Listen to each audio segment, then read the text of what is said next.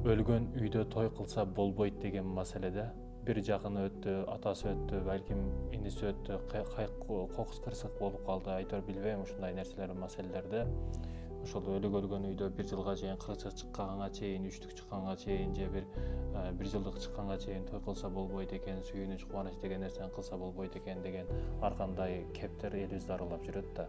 Жок, урматтуу мекендешим, кеткен кетти.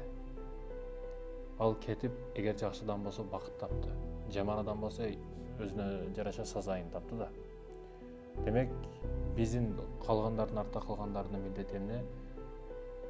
Жашоону улантыш, сыноо жашоосунда жашашыбыз керек, жашоону улантышыбыз керек, урматтуу мекендештер. Ошондой экен, негизи аза тутуу канча күнгө чейин? 3 күнгө чейин. Андан ашчасы туура эмес. Демек 3 күнгө чейин аза тутушуңуз, эми баягыдай беттериңизди тырмалап, кийимиңизди жыртып, монтип Кудайдын тагдырына нааразы болуп эмес. Бул туура эмес, урматтуу мекендеш. Аллахтын тагдыры. Шума жалалып кетти, шум эмес, ал өзүнүн милдетин аткарып жатат. Аны албай мен алса болбойбу, сиз да калып кетет жакында, шашпай туруңуз.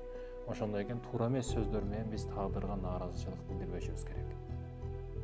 Ушундай, урматтуу мекендештерим, ошо той маселесинде кубанычтуу болбош керек, башка бул туура эмес. Болбогон эле илим алышыбыз керек да, ошондуктан.